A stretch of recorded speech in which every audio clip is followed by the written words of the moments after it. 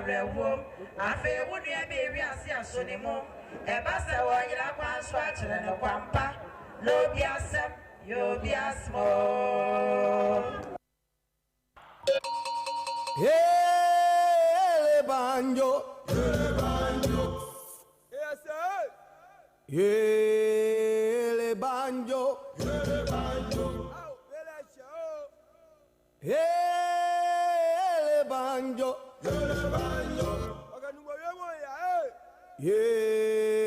Hele banjo Why So Kessben 93.3 esu enie ene anopesu atrase na ye bedi djuma aboa amoma Ghana etimi akonanim yatrase na anope na chese yede Amansan Ntie ana ene anope yede ebro na ene ensem ahodo ewo honoma yebedi eho adwuma na afi yaka eho ensem enso ewo dwumadie so na yahwe sede wo se yeka no pepepe ka se bo nonkron ena yebe sorry eye dwumadie so na dwumadie aka atoa so nyame adoma agudi ho nsem ebe toa so nonkro pepepe ma se jola ka ene sports crew no eba betena se na afei wo mo aditwuma no amano aye fm meden ede Kwabena Owusu Dankwa na donhwiri emienu a eda yenemin yehwe oman Ghana na ensema apiem titru yene empanyifo edi ho enkom wei eye Amansan Ntie eda yede ebro ene anopai oman Ghana ensem ewom na ensem wom so a sede yebeka no enso ebeboa ama nenkanko etimi akọ nanim ene anopai nyame adoma yebehwe the budget statement ya ene the finance minister Kessben Atuba Forsen edi ebetu dwa na yedi eho enkomo ene anopai enso ewo dwumadie eso na enye enonko emodin na afei yasan ahwe ene a budget no ebetu dwa no the minority in parliament a press conference edi ensem etudwa edi fa ho se ensem na NDC aban edi aba abetudwa no eye ensem a sabi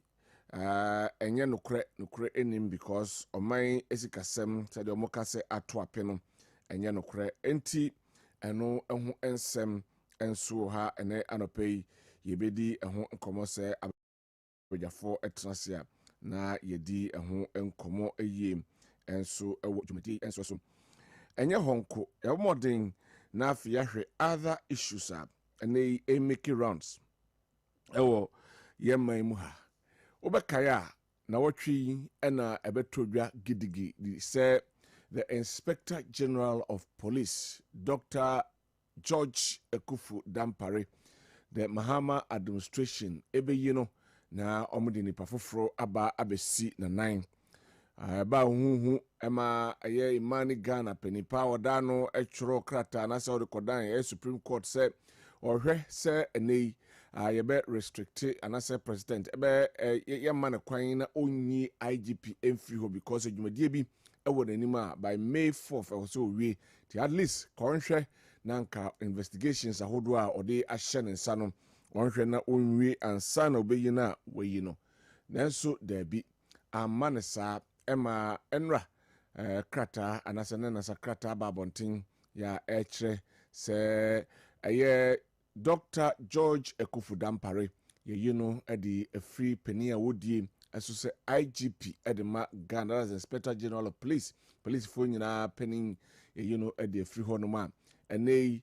yenra tete yonu wono ena yatonsa afrene se womra na omedi police sadom no enim na omonfa womo enko na yeyi Dr. Ekufu Dampare free hono ensama hudo bebre ena efri echi ya aba sede tete yonu police for na no headquarters no no sede omohoahoa no epeja no ebo ne mrane na Dampare sei amanfo kan sem bebre ede efa ne ho ene ne nkro ne ba ni nyina no ede ho ensem ebrew ene anopei we ye time a ye bo ne din o Kessben television ono ene to a ya bo ne din se ene Wano ena wɔmmɛyɛ the Inspector General of Police ɛmfa ɛma the Ghana Police Service ɛna yɛbɔ ne din ya ne mfɛfoɔ a ɛwɔ hɔnom ɛhoahoa no wobɛkae a Dr. Akufo Dampare yɛka nsɛm ahodoɔ bebree ano ho sɛ wa police no sɛbio nkwadaa na ɛwɔ mu no koraa ɛmmu adeɛ ɔwɔ no ane boys a sɛ wodi agorɔ adwuma mu bɛdi wɔ no nyɛ asɛm kuma Dr. Dampare yɛkae no our elections during the electioneering activities can say the real election yet to about day of election na de ye boda baso e wo dwuma pa odi eboaye se yanti basabasaye yanti nema hodo basabasaye course bia na after the elections and ye tinsem ahodo bebre e de fa papa hu counting process papa yi nsema ode to that say a year recollation and chroniba baby or cast on to guarantee security na ma for papa yi nema woye no enhyeda enkoyi. Now there is a lot of revelations eba edifa Dr. George Akufo Dampare ho ebe say sebio sede opia bonten a o kire se ne su ene ne ban no sa na wote se uhyia no ana se uhyia no ankasa na se wodan so me dia nye sa ena wote obakaye a police pani bi krata at the command not Dankwa Kufuado senka yenyi no emfamfiri akonwa so because wontime emwa the cause of the new patriotic party emma omo eti ho enhwemu sa won konom koye enhwemu na amfa ho nsɛmba na according to a lawyer Atachia what the ensema to dwa de said those ye beto na Dankwa Kufuado animu no se ye kan a enye asem kuma to who actually is Dampare and Ebi ebo the president, His Excellency John Dramani Mahama Basso, say we yi papa no efri ho na odini pa fro abesio. Ni nyina say na Dankwa Kufuado ene power se brabeye Inspector General of Police. Na sebio de power se bra na beye the Inspector General of Police no ekra no edu baby na ase wonhunu yi a na sebio de enei waba bedi soom ena obenya otrimu fine. The now for Casavonia Nasifo no Obokaya president, you know, everywhere name, you're tete, you know, and a war abeye the Inspector General of Police. Enra, no man penny, Edine SC Akunya Swanase, or Dina Kofna Eshen, and same, say, and a day officially, may you say Brabeye, Penny Pa, Edema, the Ghana Police. I'm going to say, Penny, His Excellency John Dramani Mahama. And Sama Okaye Wamra also any in. Ghanaians have high expectations of the police service, and rightly so. Our people look to you for protection. They want to see a police service that is not only professional and disciplined, but also one that is fair and just. They want to be reassured that when they report crimes, they receive a swift and impartial response. They want to trust that the police service will act in their best interests, free from undue influence and without discrimination. To achieve this, IGP, your leadership must be rooted in integrity, discipline, and innovation. The Ghana Police Service must continue to reform itself to meet the needs of our ever-changing society. Intelligence-led policing, community engagement, and effective deployment of modern technology must be at the core of our law enforcement strategy. Our officers must be well-trained, well-equipped, and motivated to serve with excellence. One critical area that requires immediate attention is the relationship between the police service and the communities in which they serve. Public trust in law enforcement is essential. Without it, effective policing becomes difficult. The concept of community policing must be strengthened. The police must be seen not as an intimidating force, but as a partner in crime prevention, safety, and development. Officers who serve and protect with empathy, fairness, and respect for human rights are respected in society. Mr. IGP, your role will also involve rooting out corruption within the service. Corruption in law enforcement undermines justice and weakens public confidence in our security agencies. It is crucial that all forms of unethical behavior from bribery to the abuse of power, are decisively dealt with. We are company and some of the Tuja at the far IGP and home. Yenti a different police. Yenti the Kafa IGP now. Your Excellency, I approach this responsibility. Responsible for the buy na yahwe saying and on so yi ano say ne ono so abai obodwuma so na odia boam ma ene Ghana etimi akono yenti IGP nsema wo de atudwa.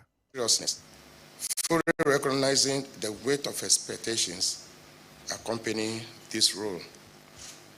In alignment with the transformation and modernization of the service, I pledge to uphold the values, traditions, and culture of the Ghana Police Service, consistent with the resetting agenda of Your Excellency the President.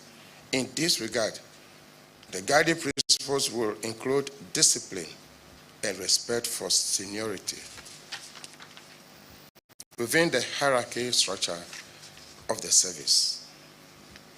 So I assure you, Your Excellency, that professionalism, transparency, accountability, and fairness shall underpin my administration and focus on renewing attitudes and performance, thereby positioning the service to meet the aspirations of our people and foster peace and security in our country. So let me reaffirm a fundamental truth. Policing is a shared and collective responsibility.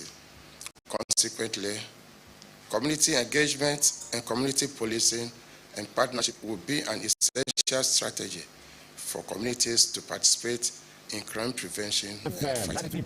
I take this opportunity to express my heartfelt gratitude to my family, colleagues, and loved ones for supporting me throughout my journey. Your guidance and trust have been instrumental in shaping me into the leader I am today. And I will continue to depend on your expertise as we work collectively to reset and consolidate the norms and tradition of our institution. We IGP Christian Teteonu and Otisa Odi and Sam Ahodo Edi Etuja. Ubekaya Papai under the leadership of His Excellency His Excellency Nado Dankwa Kufuado, Oyuna's Deputy IGP in charge of operations. And they were the substantive IGP at the Ghana Police. Now we pledge it, say Obehe, na wabwa Emma and the police no aya kono. Enti COP Christian Teteonu and that your screen so that is your IGP, that is our IGP, that's Ghana's IGP for the time being. And somehow do we and a pim at the Afapa into the damper, but Thomas and Fenton to Sumame, Dampare and Teteonu and the Dahon. Dampare near make us a chokrata, Akoma, Nanado Dankwa, Ekufuado, Adanasi. Say, woman the opportunity to serve in the highest office of the Ghana Police and the expertise ni nyama wunu wadi eba abonting na dieti. You can say na MTTD aye penya war aye Western ono so ababe kansem e dia farm aye IGP which echo George Echo Danfare say wadi aye modernization and innovations ahodo eba police police no eye akono. So let's see what a Tete Christian Tete Yohunu and so Edebaba Boam Ama Ghana Police etimi akonim. According to the reference regional director for the MTTD Western ono edituja say nei was several and a lot of IGPs but untimin phobia and compare George Ekufu Dampare minim say onene ya adwene and I say onene enya adwene. Your messages are fully welcome on 0551 599 933 0551 599 933. Aha, Kessben FM 93.3 Kumasi Kessben Television. And so, live. Kessben TV, Kessben FM, social media, and also, live. Yeah, bet me at the comments, at the abba, na afi yetimi atie ni nyina nyame adoma ene anopai mene owura Dr. Aaron Kuma ono ye lecturer ewo Amstead ono ebepim ewo Fiduem ha na afi Gabriel Siedu communications team member Edema the National Democratic Congress ono so afi Dr. Owusu Ansa ono so a senior lecturer or KNUST ono so ebepim ho ene anopai ne onti Dr. Kwatin Foku enka because ene ena ne maame yepen krabe na yatrase anum ne sikasam enso ewo pachi number 1 ti yen ne free hand made ne ebechim ewo ho na afi yako akobwa Dr. Kwatin Foku Solomon na afi ono so akra ne maame echi kra so mishe tuntum na that's the reason for the black. So that is it. Entimi akona afi yenhwe other issues and other videos ewo ho no ma Yamometi for Ntie. Obakaya, the finance minister read the budget statement on the floor of parliament. Edi ensem ahodo bebre edi etuja. Odikan eka se omai Ghana yesika sem atapi asay atete ebubu asay kra enti enei baya wabe ebo modern se obetimi ahweso na wetimi ayi anase wetimi ayi Ghana free sa ho yehia mu no. And into Shasem say or then some tudra afa say be Ghana for ebe harry womu ye levy a emission tax and croneba afe betting tax. Ladies and gentlemen, ye and so edi a free honuma and I say okanwasem ema de chin or the crata echo dank parliament. I will take the necessary steps and as offer kwaya and who here be as said ye betimi a ye taxes a hodwa. Womo efrens a nuisance tax no efri ho ama Ghana for eho ahare womo eno eba so nano ebrada wamra the finance minister ekopiem ho ka free SHS eho ensensem sika ene ekopiem e free SHS na ebeboa ema enyema enso etimi akono yankoni nti kakra ensem ne bia the finance minister Dr. Kessben ato forcing edi etudwa no. Mr. Speaker, the overarching concern, about free secondary education has been its quality and the absence of dedicated sources of financing. His Excellency President John Dramani Mahama has resolved it. Mr. Speaker, let me take this again. The overarching concern about free secondary education has been its quality and the absence of a dedicated sources of funding. His Excellency President John Dramani Mahama has resolved the funding challenges by uncapping the GET fund. Yeah. Mr. Speaker, this makes available dedicated funding for full financing of free senior secondary school education and free tertiary education for persons with disability. Mr. Speaker, therefore, Capping and Realignment Act will be amended to uncap the Ghana Education Trust Fund. Mr. Speaker, this year, the budget for free senior secondary school education program is 3.5 billion Ghana cedis. By uncapping the GET fund, we'll be making available an additional 4.1 billion Ghana cedis, specifically for financing free secondary education program and other related expenditures. We Dr. Kessben Atoba Forsen, that is the finance minister. We the Okaye the far education, especially free SHS no home and otis any yabobi at the Amanyanonko or cansem ahodo ebebre and so edify range of other issues and they call Masika, they call the big push home, they call women's bank and home or can some levies ahodoa or more a eddy a free honum or can and any a range of others and they are for etrasia. Ibenya adaji na yurasan semni nyinamu na yedi ho enko. Odin semi betudwa ena the minority in parliament omo enso eye a counter a budget the na omo expecting say ebepi enso edi a free a budget statement the finance minister edi ebetu edwano enso emu and the former finance minister Dr. Amin Adam edi ebetu just budget na omo already and unrealistic and yet truthful it is discredited and in Cronibam. Yanko Cynthia Okanesano na Yembra.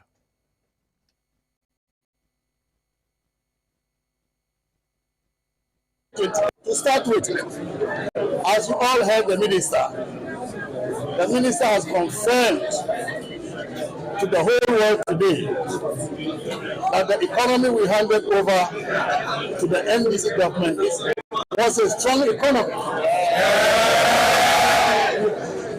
We have been telling Ghanaians that the economy was not in crisis. President Mahama used the soda to lament over an economy which was not in crisis, and yet he told Ghanaians the economy was in crisis. The Minister for Finance also tried to do the same, but however, we all heard him alluding to the fact that this economy is a strong economy. You watched the hesitation when it came to announcing the growth figures. You also watched with hesitation by the minister when it came to the debt levels, the debt to GDP levels. The reality is that as of the end of last year, 2024, growth rate, real GDP growth, was 5.7%. And this was released just yesterday by the Ghana Statistical Service, confirmed by the minister today. We took over from the NDC in 2016 with a growth rate of 3.4%. 3.4% against 5.7%. And if you come to the projection for 2025, that is really disturbing and disappointing. An economy that was broken, recording 5.7%. And a reset economy, as we are being told, is projected to grow at 4%. How can we say that this reset economy will be better than the economy that President Mahama said was criminally mismanaged? We and some the former finance minister Dr. Amin Adam at the Etuga at the economy almost say as saying no na sasa Etuga and the finance minister at the Owusu the current finance minister at the Etuga say NPP before Babonting na some because the economy was growing at 5.7% na almost because a domestic debt exchange program. I can say a debt management no and the by now cut amount for now the Kana won't mean to an say more economy grow by 5.7%. Na say the bonus of here na etro ejiwara and abejafo betrasin e behwe the nature e be wremu ye ni ahwe sama aya amanyokoi emienu eka edifa yen economy no enso eho sanse beto dwa and Statistical Service for sign the Bible to say and the economy grow you most of the growth no according to in terms of GDP no was in relation with the communication service, especially data and SMS and boya ema economy no etimi eco nim set sam yebedomo suko and anopay na yedi eho enkomo enso ewo dwumadi enso so meyanko na afi yenhwe we budget na eho ensensem na the former deputy finance minister Abena Osei Asari enso ekasae edifa budget kroya eho na yenko na afi yenti ensema mami so edi etodwa efa budget no eho. Right. Yabetwa so na afi yahwe. Omampeni His Excellency John Dramani Mahama. Nano Oshia CEO sa omowo state-owned enterprises. amdano na odi ensem ahodo enso edi to womanim say they should be up and doing na anye saa womu dwumadie na omudi no say na bekono de bia ban edi skaba be shoma say this time around aban entimi nye saa enti eba say omadwumadie na omudi no enso ani enti ebema eka na aba beda aban so because omuntimi manage and sustain state owned enterprises no emphasize enhwemu a either so be magiomo anase obeye free ho anase or the bema private pest and company na one manage sa ensem we o show mo and this answer me etu yenti nsema amampani ekan ewodwumadi no ase. My vision for reform is clear, anchored on performance, accountability, and national interest. Under my leadership, specified entities will be transformed into engines of growth, aligning with our goal of a 24-hour economy that expands job opportunities and drives industrialization. At the center of this transformation is SIGA, which will evolve from a passive observer into an empowered enforcer of national interest. SIGA will act as a command center and be equipped with executive authority to 1, negotiate and enforce performance contracts with heads of entities. 2, conduct regular in-depth assessment of SOE finances, ensuring transparency and exposing mismanagement. 3, issue binding directives, implement compliance mechanisms, and intervene directly in underperforming entities. 4, commission independent audits to identify inefficiencies and financial leakages.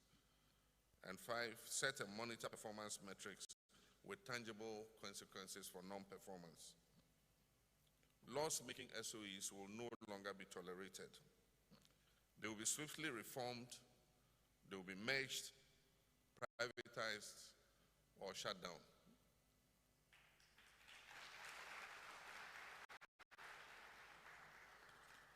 Corruption, procurement fraud, and financial mismanagement will be prosecuted strictly, and boards that rubber stamp poor decisions will be replaced. The practice also of, in a few cases, using entity resources and funds to indemnify board members from accountability must cease immediately.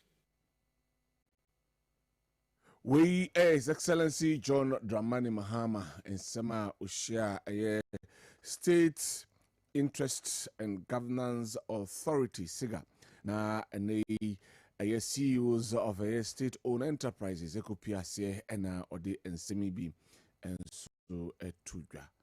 Ghana is ridden with debts, and they and a minute Ghana. Yabo every omampeni kufu apenso eba besi na Dankwa ekufu apenso. Ghana eka yedie 721 billion Ghana cedis. 721 billion Ghana cedis. And they say o de call dollar terms are me de ho ensem e de ebebro.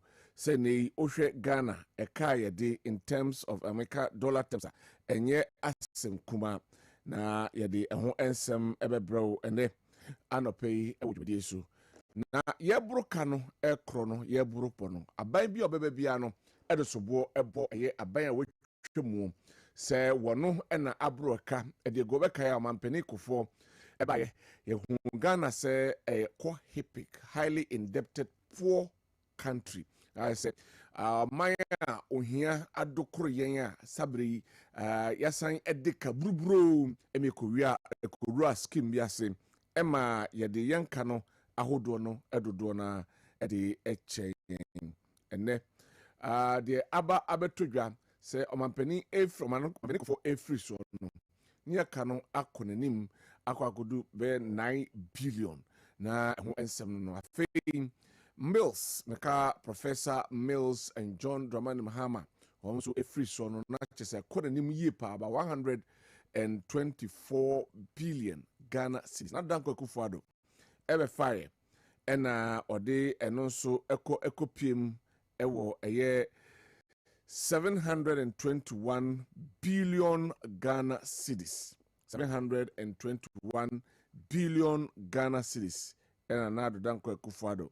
And so, Ede Yediano. And so, Eko Piemu. And so, Eho. Neneya Yekase. Omampeni ya watiswe according to a Dr. Gideon Boakon say we bought this year to the tune of 7 billion Ghana cedis in 2 weeks. So Dr. Gideon Boakon ediano aye kradwa na mama yeti ensema Dr. Gideon Boakon ekaye the government afi yaba through the 2025 budget eho enso enkomo enso ewa na de etie enso nti Dr. Gideon Boakon de no aye kradwa na mama iti and also T-bill market, you won't agree. So the fact that the T-bill market that is offering lower rate is oversubscribed indicates that the Bank of Ghana is reneging on its responsibility to mop up the excess liquidity and subordinating that monetary policy arrangement to fiscal policy by the finance minister. And that is an arrangement this government has done. All because they want to tell the public that there's oversubscription and that there's confidence in the economy. No rational investor will do this. That is why we think that they have to really stop this and let the market take its own shape. Other than that, the consequence for the economy going forward will not be good for us. And so this is what has to be done. And if you look at the T-bill market, the minister says, oh, they oversubscribe and they are led.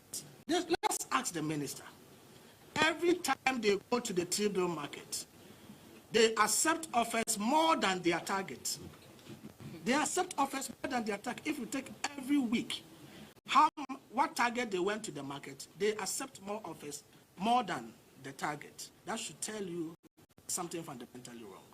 And the minister says they want to open the bond market for the yield curve at the long end to have a lot of purchases.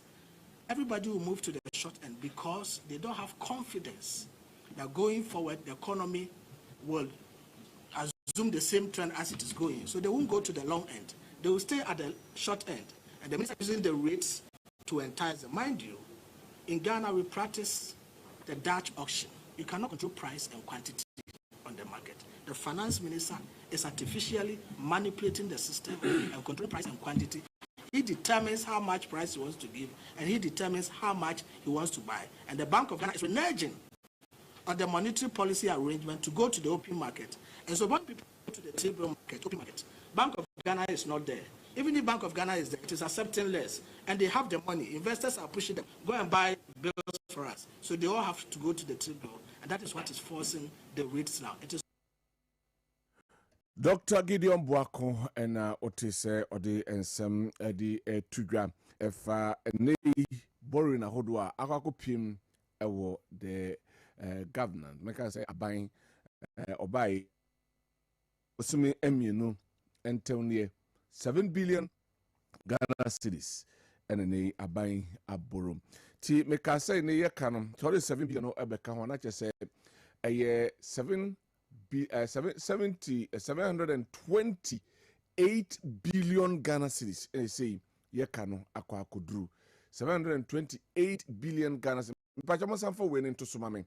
Na yehwe aye graphs no nti osha aha na to say in 2020 so we Ghana debt service obligation kwan ya befa so a ebetua yekano and eda so no e ho no I said 2025 I will say yetua a year 142 billion Ghana cedis 142 billion Ghana cedis and also yetimi servicing a year your debt 2026 also yetua 165 billion Ghana cedis 2027 also yetua 186 billion Ghana cedis and then 2028 also to 216 billion Ghana cedis.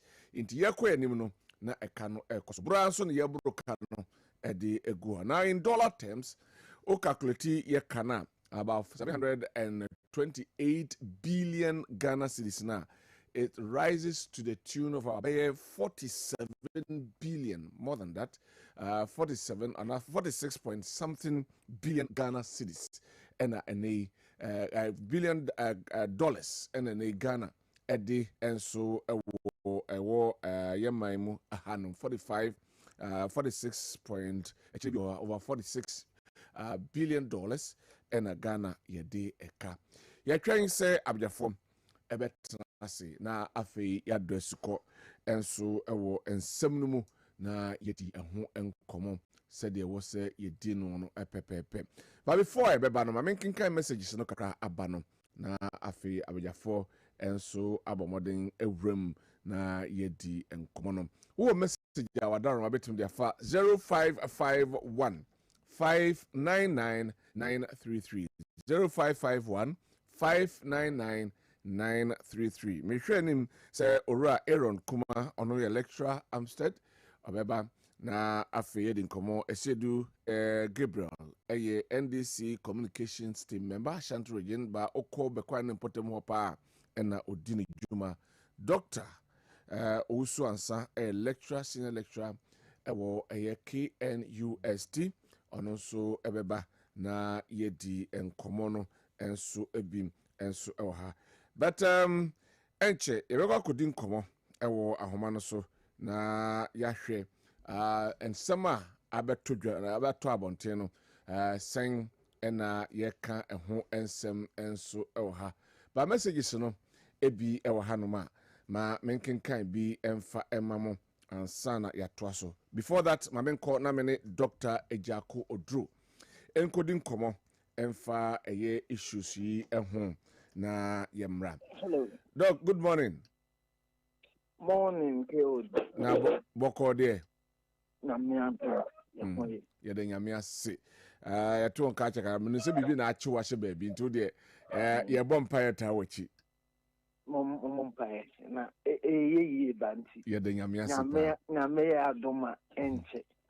Me studio. Ya de nyamia. But in the meantime, the electoral privilege and money be na was seeing in a Tankomon. Mate. Sebafa Monfancha, Mr. Studio. But then, Mate. That's a pa you. Right. You didn't come out. The other kind, you share a budget statement, Babontim. I mean, you overview kakra. The minority swababonting the other concerns about, especially with the economy. Na omo America abayatiso ekase enema ansheda ankuyoma says kasem. That almost so the another aspect about Ghana Statistical Service the figures be ababonting. But mean you generally about the budget na sana ya toa bibia so ewa. I me the pa ya me prefer say independent bodies to say statistical service. Ye be mo kwan so di eni na bi atudwa. Ye how ba ko a me wo ye mamu hu ne say. Ya politicians and tidy figures ebetudwa. Wo bra omo ma kwan ma institutions are ye independent bodies no. Omo ni amanyoko bi afa no ebeka die wom no. Eti ayame the statistical service for the tuja. Ya men time pese me the MPP and NDC bekano. Ebeye adwuma kesi. If you say woko tie ba kwati pe wan hwe ya on besifo. If the one and ekasa ye no any omo even data omo de beba abontin no.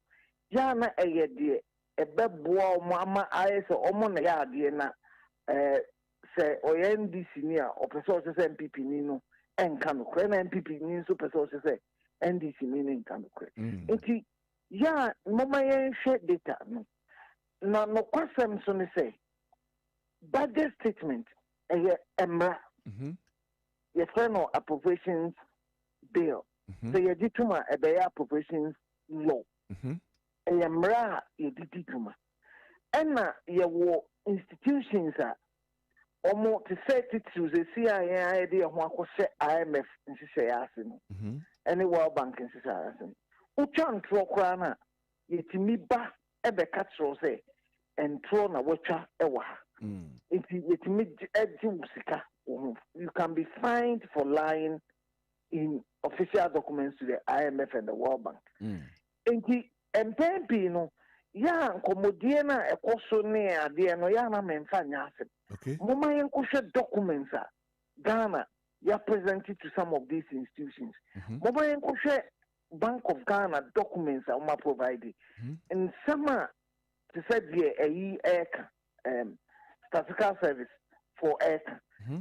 Some yamano na beboa ya ama yehu nokra ewo. Nokra bi ma wo ni say budget de eye nsese budget enye actual.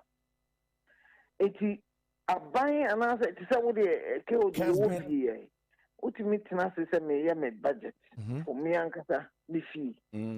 Oh, budget me susu say me here sika bia 100,000 and the abobra afinu me di dija. But say why nya 100,000 na you 2 columns. Column ba ko ye revenue and ba ko ye expenditure. Revenue ye sika ubenya and sika ubedi. And your budget no we estimate for both revenue and expenditure. Yeah.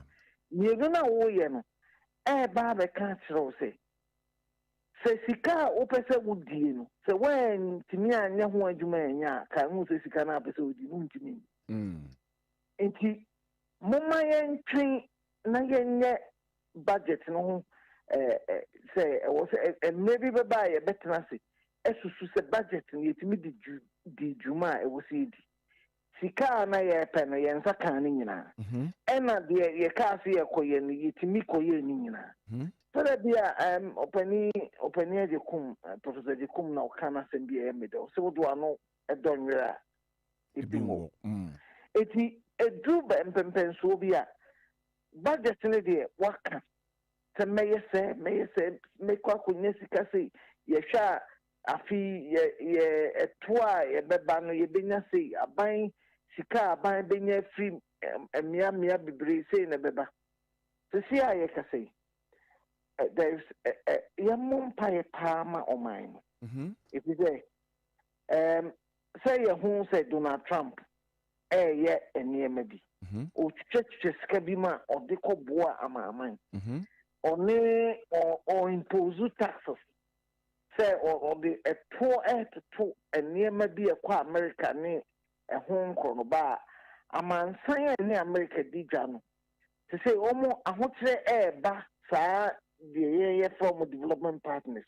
A quote to say EU, European Union, nay, Scandinavian countries, nay, ama might be a omoboyano. Sika omani dano, omansanka. Yen so as o mine, your budget and you will be your friend of budget support. Sa koko wenum na wo sika bia omotai de beboy. Afi eya ye hu kakra men kan se asipi eya ye hu kakra se sika oman no besusu se ye benya free sa nimako ahodo no amaman ne ekoko bia na tai boare no an hwi ya ye nsan ka dodo a big challenge a daho for every development person is aware of this. In fact, to say I can say COVID say US aid.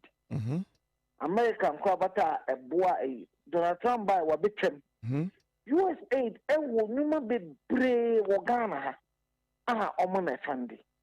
To say Sanya Manin as I can Emma. Rebecca and Cherry after the Mahama Campbell finance minister man I say on Chester obeyance say Sika Nanki free sa USA near America and she say I would be no. Omo empequia ye befe. To say I a budget too. Kasani money in a baba bois.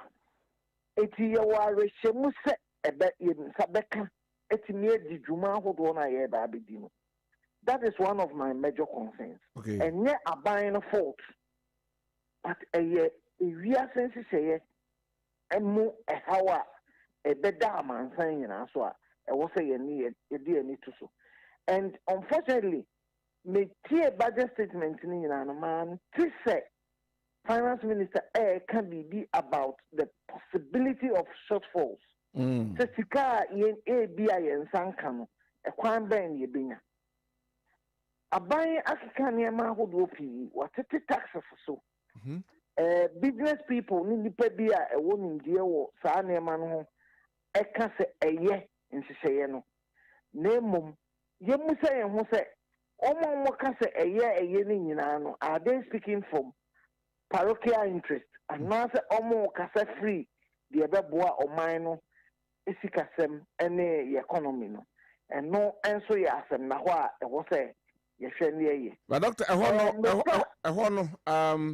How do we balance it? Because taxes you was system for esun and no crack ho bi, especially some nuisance taxes NMA Ghana for to abetia a party ekwi. How do we balance the two? Say ye taxes in every hona yes sign I'm managing a sebe binyiska. You will have to say back on man.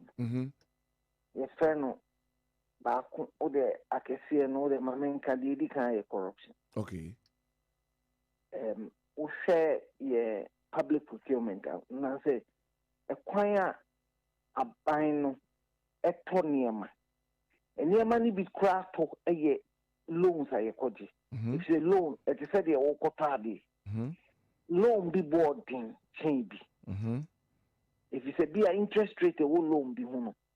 Ne bo so loan bi o ha o hwe arrangers fee to say the all di animu akodi loan no kwasika obeje wo ho no na eno so so ye wo aban eye eniema to say procurement no e bi fa services goods ni ade na works services no e bi to say aban wo niema bi a hia nkwankwa bi ema omodeba ye woni ema bi ye goods say stationery nkunya ne ma aban to and they all work say aban si dan o si bridges aban ya kwan ni ade din nyina eba the final public procurement the first challenge in public procurement is about corruption.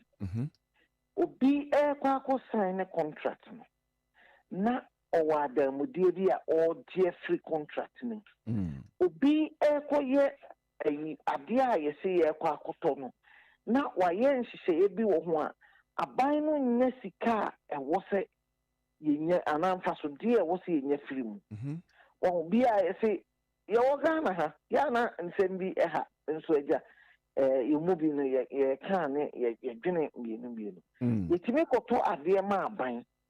Yina yenim say ye toka ye to ye si dan yenim say ne ye si dan a ne bo sitie ene ho nema yenim say ama hodo bi eye projector say omusi airport omuya kwan yenim ka omubo yenim say ne ubetimi ankwankwa se me kwa kosi school dan e de ache me kroma e ka ni pa ne bebo enso eba aban dia oya obehwe ka no na ye kakra ye bu say ho say adamudie bi na de saaba ana say ye fe no inefficiencies okay and effective management of public resources sane mai miensa and ye wo bibi so a procurement ye fe no value for money ade na me kwa akoto no eye to say value for money sika me say me de koto sa de we no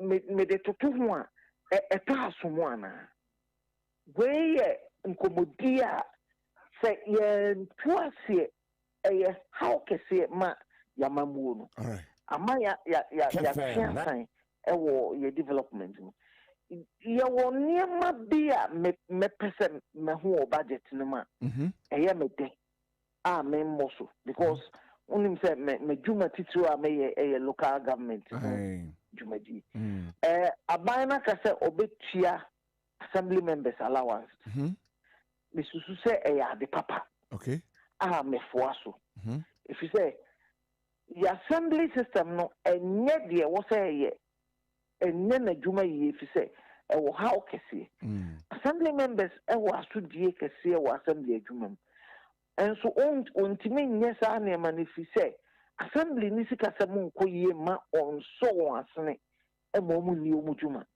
meetings kora was assembly members ɛyɛ no ontimi nyɛ dodoɔ nara fi sɛ assembly ni sika ɔde betua ɔmo certain allowance ne ɔmo transport allowance assemblies yɛntua ka assembly members anka yɛntua ɔmo ka nanso yɛhia nhyehyɛeɛ a yɛbɛboa ɔmo na assemblies no etimi ama ɔmo di ɔmo dwuma enti ɛyɛ mete so my sir but there be wɔ hɔ local governance nsɛm a ɛfa baako a magyina yɛ mi bebree yɛ sika a aban bɛka sɛ wɔatwa de ama district assembly common fund me ɛyɛ binom ka sɛ sika ne so anaasɛ ɛyɛ sɛ nam sɛ ɛyɛ sika ne so a ɛboa ɛsɛ assembly no wɔ adwuma bebree a ɔntumi nyɛ wobɛkɔ assembly no dodoɔ ɔmo tena hɔ a sɛ common fund maaya ɔntumi nyɛ aban aka sɛ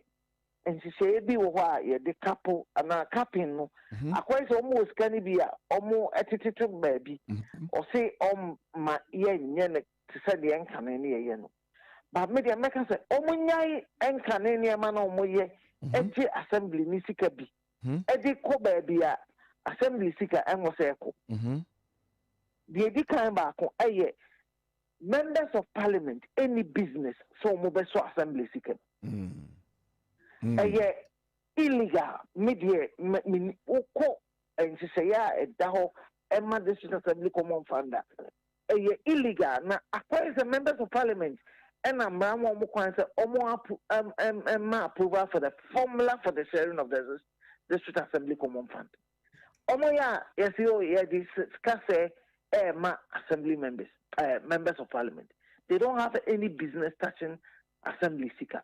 That's number one. Number two, yawo corruption be a ekoso ewo common fund administration.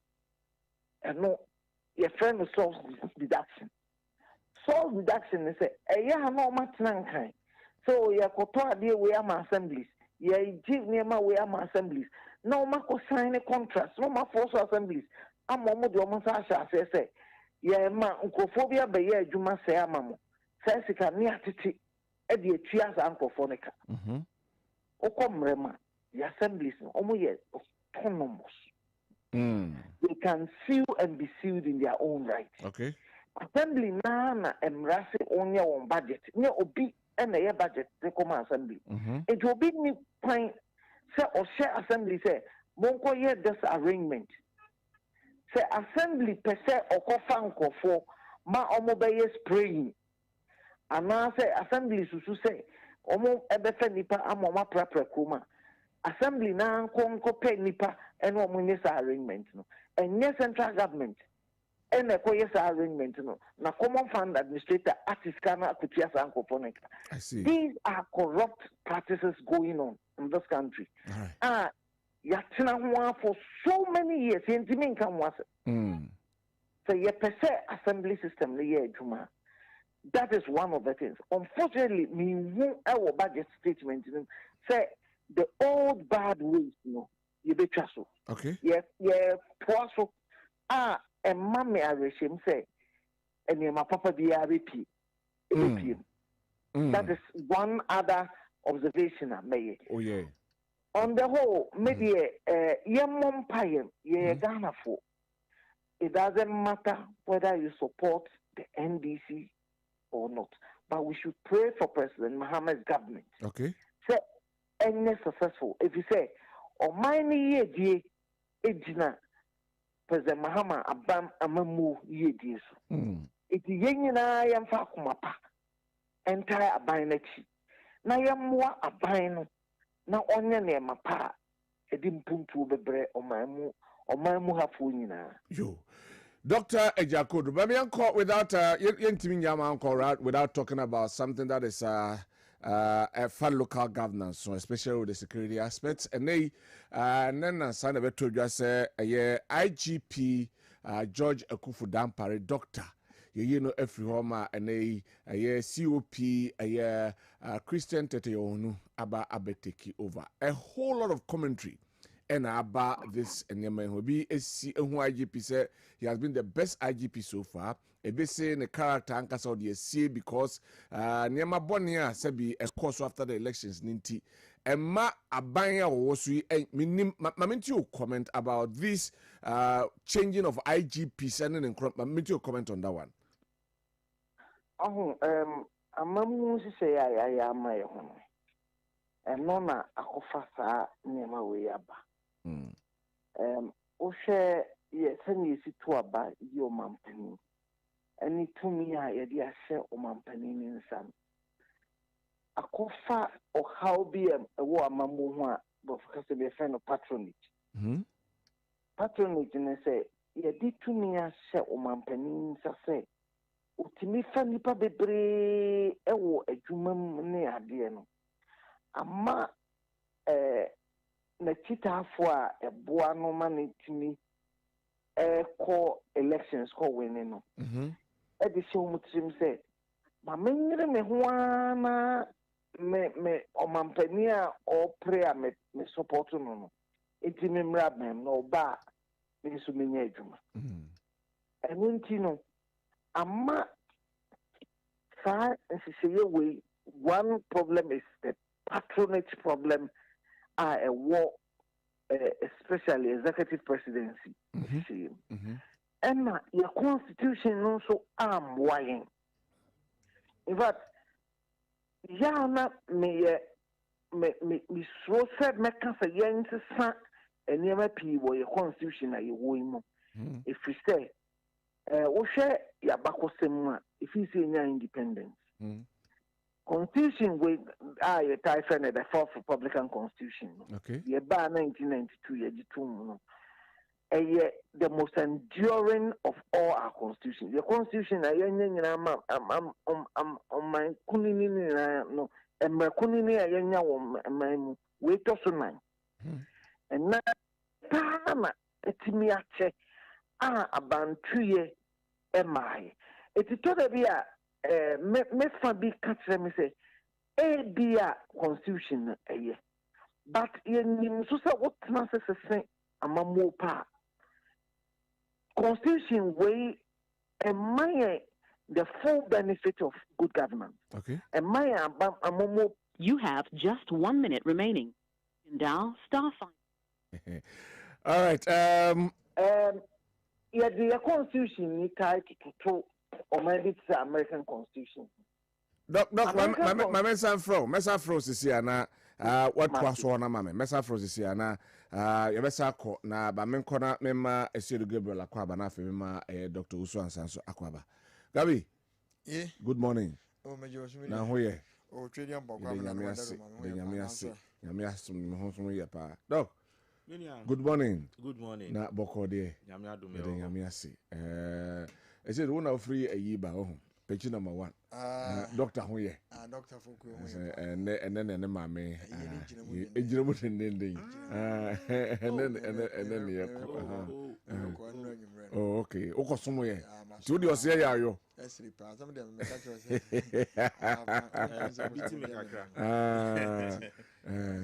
all right. Me bana doctor ni da mujamba. I see. Oh, ayara hosomo.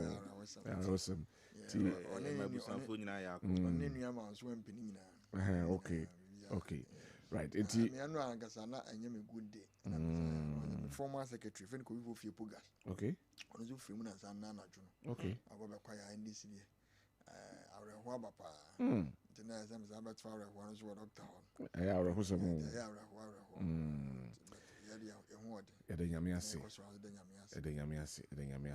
Right. My answer is budget no kakra. One of the contention kakra ho eye Ghana sikasem enye. We see ye kueja a lot of buffer at the emamo. We see there be ye buy no enema enkoyi.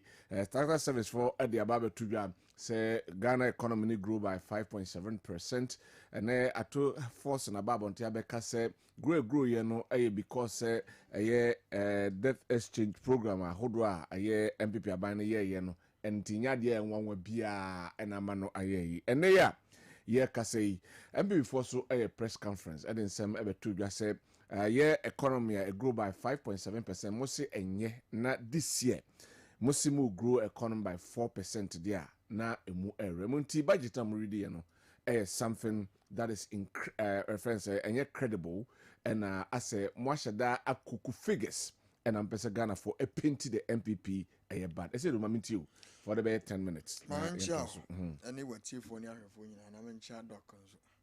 Na said the enemy yama be kwa NDC for you yako say your former secretary one was I current election director ko fu fi pugas for free na Dr. Foucault die oni ninua MP no ninua ma na busafo ni nyina ekoso amomu nyina yako because I wanna a free eba menchia me regional chairman na kwasi na Ishama Lassa Dr. Frank Amakwen regional minister won say adwuma na ide ahye ne nsan se bi otutu ho na mo na mado na ani ade agino na say ye pre kromo o ka say we hear dustbin in the course of the week me won say company be apricot some of the dustbins here and I got chain free okay and we nye abenzika it is ana say ye tutu ho na mo o ka say o fight galam say o tu na mo ba ko me no bi nyina ani je ho kegitia ya prem ya hurum ni na on say kemi boss man into oversight responsibility ide amana awo tu ho na mo ba yen ko so mo Dr. Frank Amakwen na baso na yen chia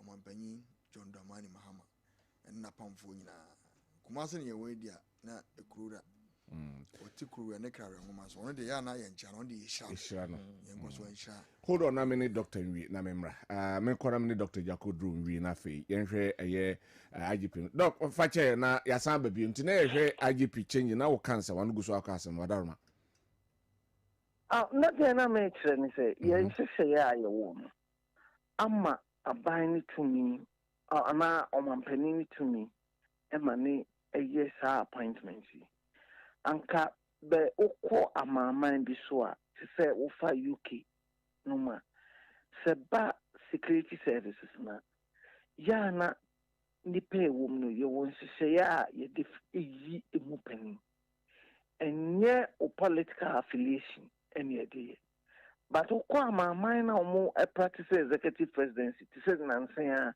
US no ma eno kwa no ya na ye wo conventions bi anka eboa omo emma partisanship and say amanyuko nsem anyone nim eba say we security services mumpanimfo no but say e obi to say Donald Trump say otimi obi o di say o ne me political niema no enhia no akofa nipa o su say or right wing no akofa no over the years in your history so say o mine a free President Rawlings free so President Kufuor by who said officer mpanimfo no ebi say officer leadership no soldier for mpanimfo police mpanimfo even otoa so ko immigration ne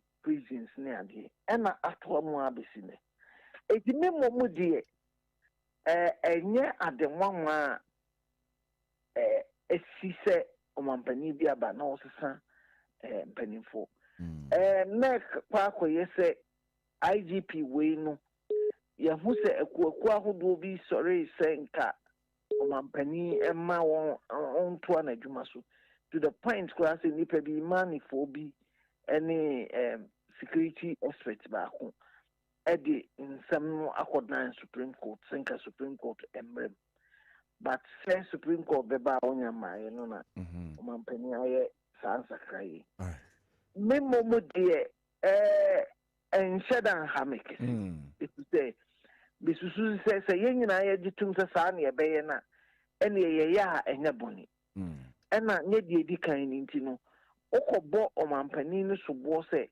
waye bibi etia mra na waye de obi nya bi da bisusu se enya fe all right nti se sa na ye pena yenya ne sa na mom ewo ehun sunso boni emma oman no mu nipa bi enya gidie wo emre bia nipa ayebeyi no Ena anhwe ya na de bibi hye wa wote ho no so bi ye obi se panin wo security services no na afi obeye adwuma amanyuko na efa no rather than working for the whole country. All right. That is the danger I see, but it is a sa and say a monia ye chatu. Won't mean for so bono more on my penny or this one. Yo, Dr. Ejako Odro, a local governance expert. Doc, and I no pay edasi. You will show well so. Nyami show. Okay, Odi, Masemba, one Dear here. Na hinso kwana. Ayu, Mati, mami too, Doc. Miss Loachia, Dr. Fukuyoma. And I free hand my in I should to me. Well, Miss Man Shadney, Mamma, Metibia, me will know. Mati. Mean to me and a monko, but Mati, that only say a bompire. I didn't famuna, comras from dreamer, Monivia and count. Massy won't Massy Aquam. And no. Fantiaka says, Mamma Sipa, Mati. I tell them my fin and angel be home. Mati, Doc.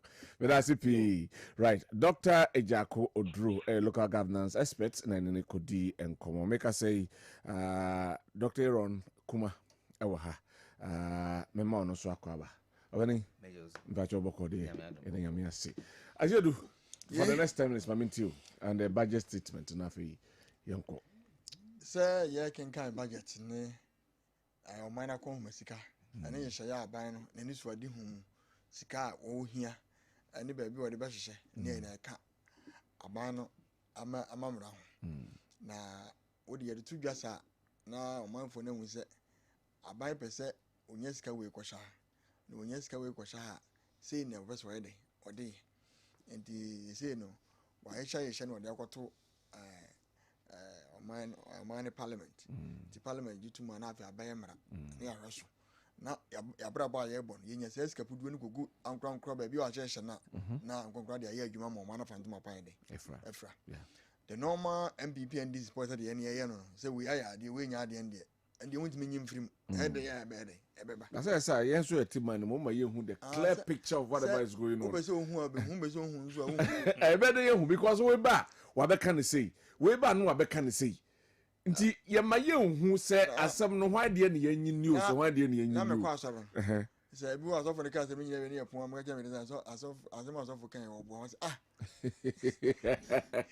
enti me ada me ko my Bible studies e wi no na yo mo depa because Bible says they obi aka na dwen o kwa ka wa dwen no mo bo am ga say we ogwa anyway so na make na but enti na ma we should be carry away by both I just be MPP na ndis ne nko say me MPP ni de MPP aka bia ayo no na me ndis ndi ndis aka bia ayo no kre yen na enu say ba bia beto man o man enshi ejantu so na make na because think o man na sha ko banyi mama nko me di president in the list say nyekura eye ndi ne edwa de aba obetima ya ama na ye de ayi enti wo de buza wo senti kewe di waware ma ware nti wo ko ware na kewe di na be bo so oba me wale ne nkwa anye de oba me wale ni woni me mesi eni me hunya nware so na make na be so ware na ne nkwa anye da is up to you so be bo na me hunu nkwa anye de enti ena we say ne de gimmick o say yi MPP fo andi fo adi o man di kanyina bibia ni ho ayo Muhammad Graza akadombe ne yesi yasu ya ba yesi mo ka wasem nyina we still mo so ma haircut ne ma mo yenti o man di kanyina de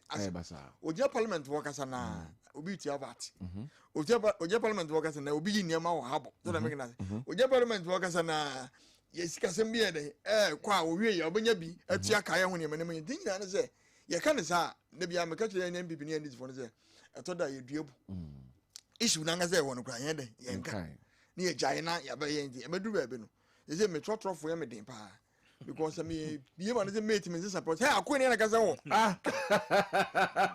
oje wa no na you want na no te boys no mo say na for much as the politicians at I see because me come to my boy you am dey kan was me dey me ba baby yeah enti yan to your boys the NDC be hu ye no ye nga say books ni mu nyina ya say heaven eno because o man so abokra enti the NDC betima ye no ena na masekan na mo dem ba bo atachi ni ayde ni aye na masaka once na bia me ka kira point is ni say eni be bre ne bom panyi Muhammad man nya abeye president na wo de otie ni ayde you. And this all you want is to quadrum bebra, no lamentation, your Bible. What to quadrum bebra, obedience will be. But say we arts as more for you. Ghana for one as one a day more ide. As shown sent we now in the year. You because no day. Abu was them bury board of Frank Maquin about Sana essay. Naminia at forcing, Michelle won't combine as a refi. I'm not because of them calls in only you're born a finance minister. Now, boy, pa, and there was a governor, we are confined the minute come for now, come watch me, I want to come. Okay. And the answer, and the ABBA. And then I normally projection, I can say, I'm moving baby, Empha. Because Yamin, now, when my man in the end is the can read, we need the baby, but a bear west, a bear, you be answer. Makama, as of we bring me, and one can say. Both you and yes of being a me and a yacophobia. A Ghana for a book for me, but any young coupon and adding. And this I might be I won't come, will be our commission. And a statistician for a Musa Dankwa, a penny prof. I make say, sanity, a Benes, way I do be a young couple going mass, and then the Mobiama, a common trader. In the name of the Bugan say, the Ghana for a yadum. Yes, you got some. Yes, she need an answer. You better free sanitary part.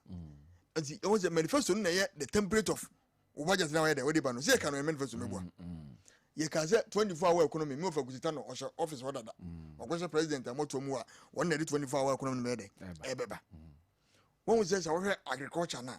Memo of Erikopuku. I'm going to get an idea, May train. Because I'm made 5:30 and watch us here too. They say on average, you're more 16 increase a day. And no more. And the minimum says, maybe 5:30 see and met me for the Pami and Wajuma. There's a more for a book, bring me 10,000. Made me for being as a man with 1 day, Ejuma. And we also was a budget operation near Kabika Crade, a phone. She Women's Bank. Almost as can you join and me a bank? Or the Mr. Kumad winning banking by I had more bank pay. More there be a minister was one on the principle to do a non penny for your problem. Uncle Sir, maybe Sanamati, baby could be a so what Mecca? Mechanized will make a problem, my carry. And the assist can to me a bank. I said to me microfinance. I said to me, Jesus. And then I'm going to say, oh, come on, when you're beyond your and the main motivation is a man is kind of say a bank or say microfinance. And then I'm banging. That's I am a good number and say a man is getting dry. Say, of course, one. That's right. So the mechanism. What's education now? Now, when you would for Mama, what 3 years just anymore. The be my commission may need answer for it. Me first masters, you know, first just and then me research and I found me to be a mecha the ratings. Some me policy can carry maybe I'm also American policy every me can't choose the policy near. But I said Oba winning. Now I want to have one of the money man. Now I practice. And the true baby no, especially the second sector minister Oba and me am for education. Or you know, Opatakwa Jekwa Bob. Bibia. Centralizing matron for post to laborers teachers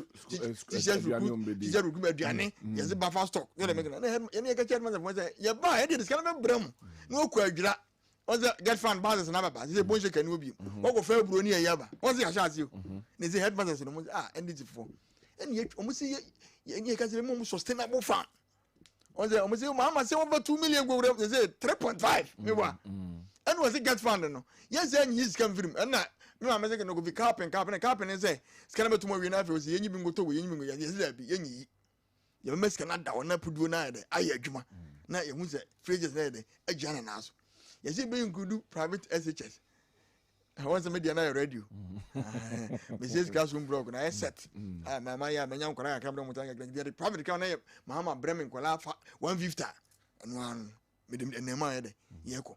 Once there's a what drink called health insurance, there's a so ya copy. It's kind of go to my EB, ever call you never be, and one yet be health insurance night, Ejuma. No, so what's it? We, you know, taxes in the free way, we free when you're going. Mr. Kumani, meaning I will be in yes, doctor, winning. Me and the just can maybe at a fire ever. And the drew be another chaos or drain. I'll be a trim, the book at Neza Denby. Yeah, you wish I anyway say, and they can allow us our drains there. Better tax.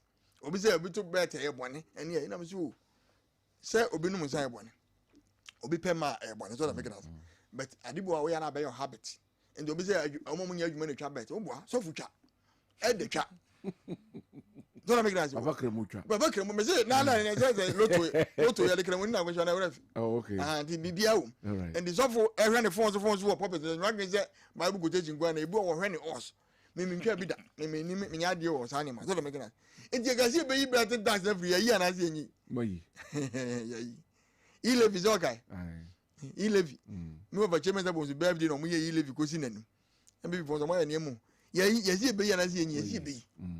Enti as time goes on be ni nyina be rap mama me rap up no me mama say Kofi na say mo ka say mo yi COVID dan na ndem nyiye me say na ba bi etisha no and me be want me COVID no I don't like the nomenclature the name alone piss me off you may be a health improvement fund so that make enye COVID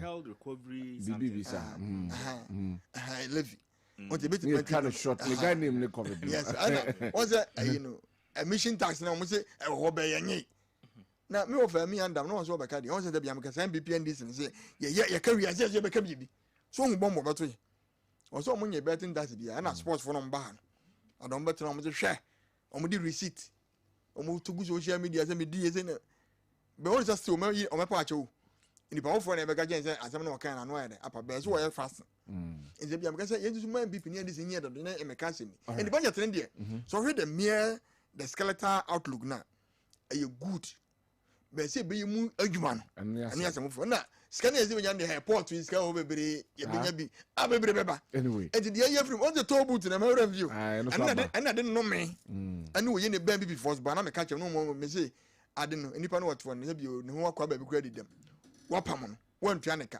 e busa so be dey also be Johnson dan so that make nice be any say be electronic na say udu ana dey e bi na akọ e dey no be dey say be won phone so na udu ana ate this someone am be kirim e dey ba me nu ato force e ta na chi all right hwena wa me ani dance fere all right thank you very much was the kind of first ana dey say me for kind of rata kind first call the office oba be yi frag mo nyina but we have to do subsequently 88 say empam but that's and you be say be 20 on to ni mai thank you na ye mo awiemfo bra apprentice no because kana ke benya ne say what ten ye maso a ubeti mai den enya maybe me for trot ne buy be me ni me yiri kuma na nam ne case wo camera ke me try den abeg me free page number 1 ma akọ na 100 den ekọ me for trot 7 cd enti wo hwe ho na wa den wa nwene uboti apprentice no dwe ahomaso opulence me say what are you know bag kese no mo diska gum me mo nya bi na man bi fo nya yin pa okwa ya say wo bi bag ma fu de no fu yin for wallet ke 12 days mo to mi bi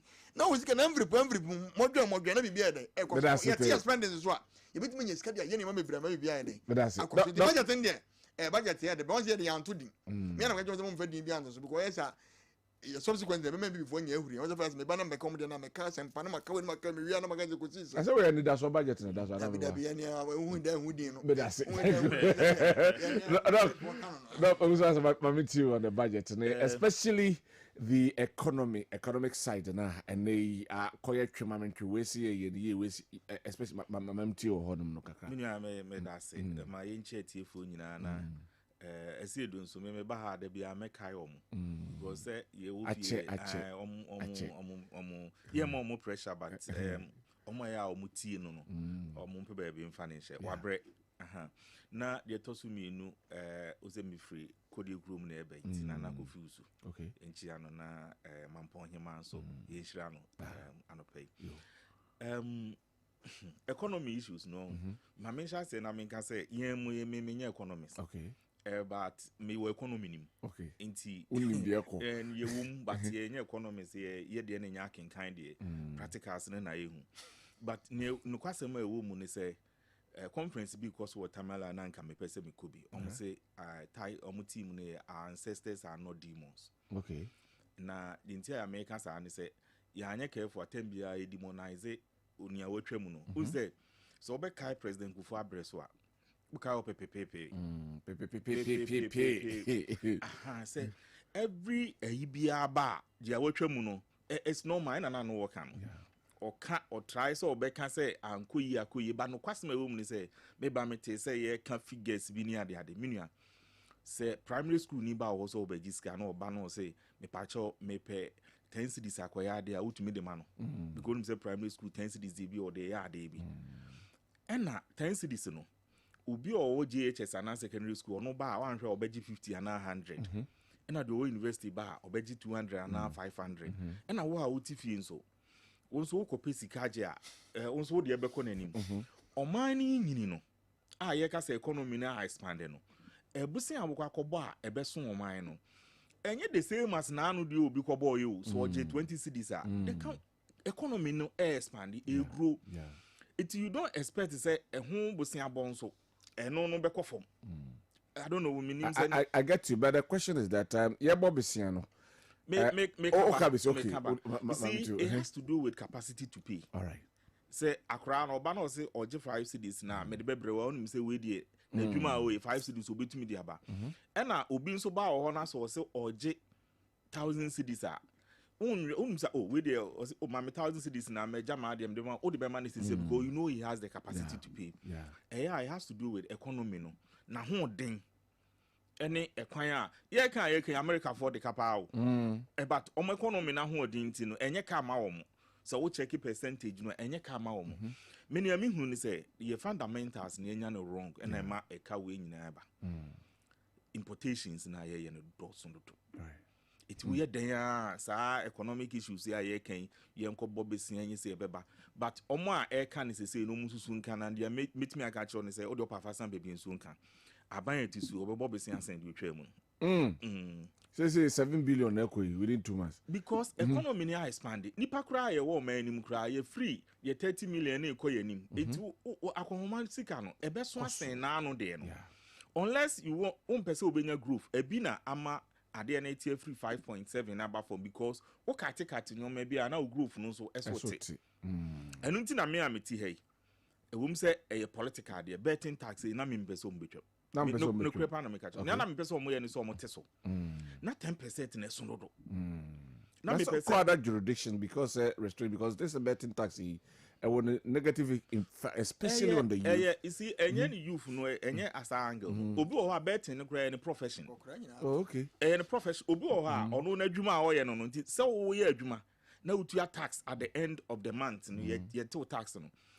Obi nso ono nso income tax. Na adwuma o ye no. Ye nyin kura ni free. It ono nso must pay income tax. Yeah.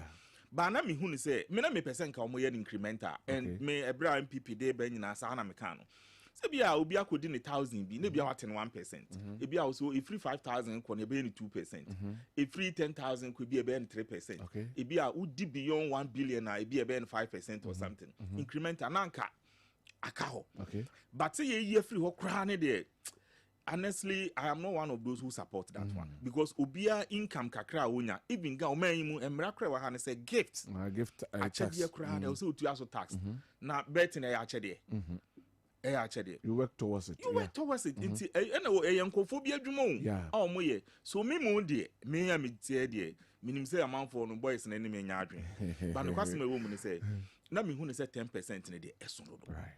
But say what so ababe 1% nanka with time no be increment be mu amanfo tie ase wie ene ade no a me dey try say bet ne de. That's my position on it. Right. But ohwemu a the negative aspect of betting and e-levy in this budget eco parliament budget we nens and papa wo mu and they be o so na ye ni bi hu bibia e wo ho kakra me say I was very disappointed in the sports presenters around.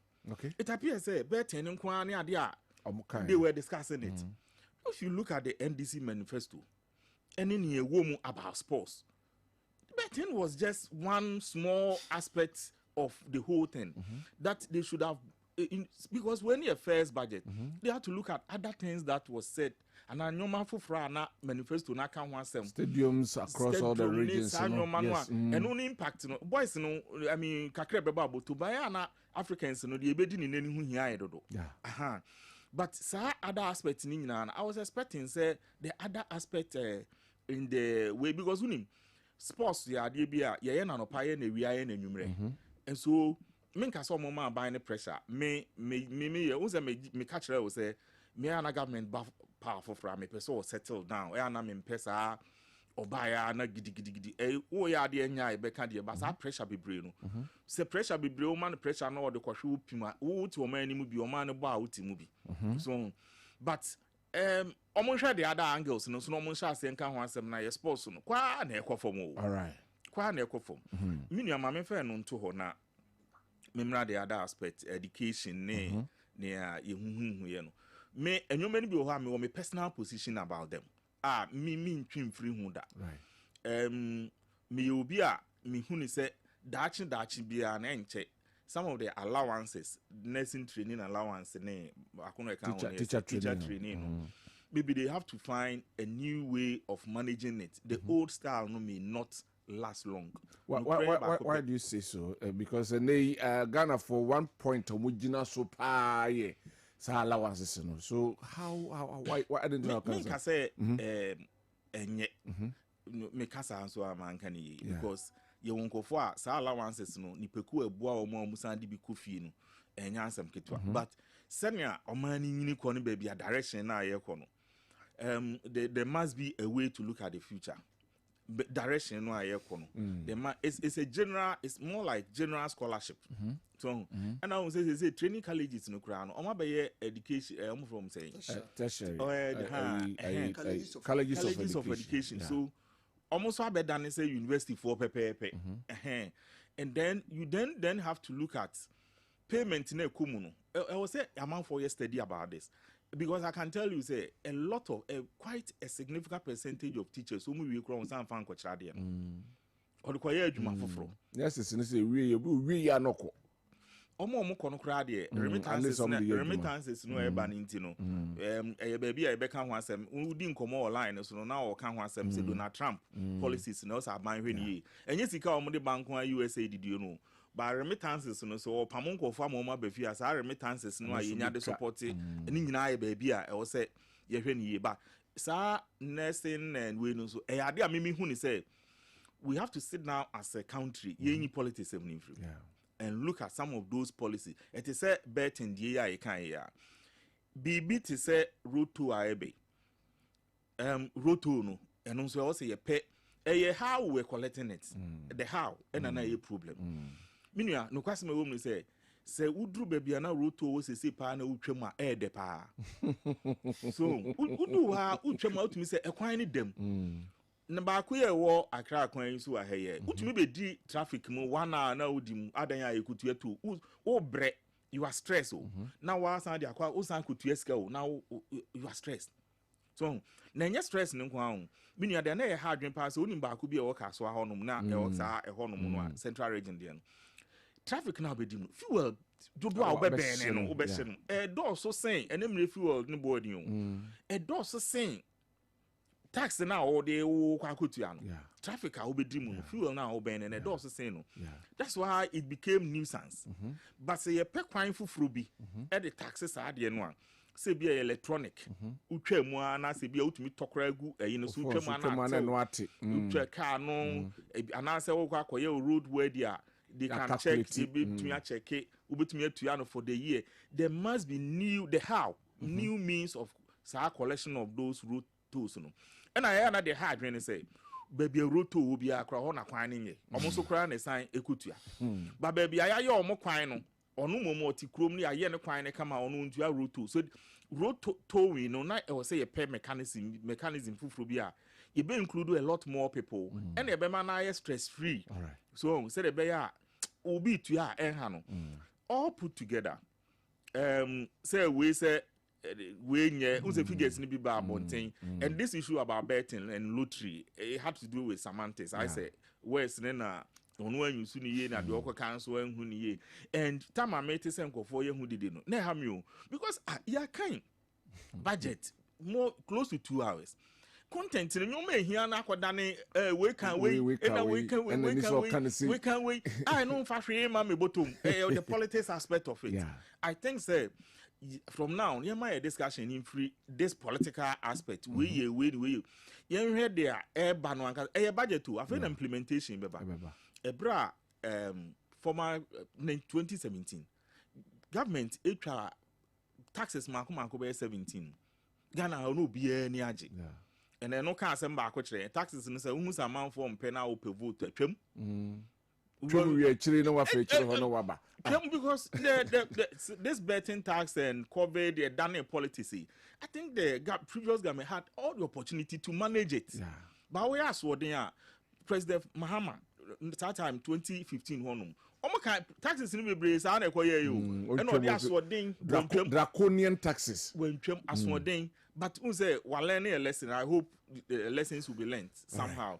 It's mean budget in the aba year implementation and so many be so I unhu na nisu yi political discussions in there to go on eventually baby results no beba results the be hunu ebo to in our pockets my man called Dr. Aaron Kumahona Minti on so doc you budget statement with you so I'm in chair with you give a share na chef papa the microphone mo ya bonu buga mo ba ko no oh okay eche my said the busa ye regional reference chairman wa ha busa no personally say me de minu ya Gabriel na mesuma no o so ye nya botre omo te say Gabriel omo reso omo hwe omo ye I say ni oh Gabriel kra bro bre man hwe ne nkofu ade amo ye no ekeka ko eti na who says baby I see obi atena wu no obi tekuma ntra ho mtonko a bit to previous government so we are mo ano na ekeka ko so nti omo enye ntem say on the afina omo phrase kana na ye chiche ko say ohwe position na but say na national level nti regional centralizing about regional district regional na na ba me chia Amstead Fonso na me very free ni say budgets enema mienu na ka che enema mienu kwan ya ba so ibenye sika ene kwan ya fa so ibedi no okay sa pepe na budget nti ekopiska bedi that's all that budget is about nti sika na wo kope no on say ye nature no I had to say party bia or power sorry opposition wo power no wonya de pa ade bia obi bia enye nantinka susuam pa say ye nyina ye wo man mu wonu say Ghana mremu no eche say obi a wo ye adwuma na anya ska so tu atas automatic and fa ho ni adwuma wo ye na tu enti omomu etwa luto ankasa kra also mu tu 10% and so omomu edi no omu ko so omu ko jiska na ye 10% because Ghana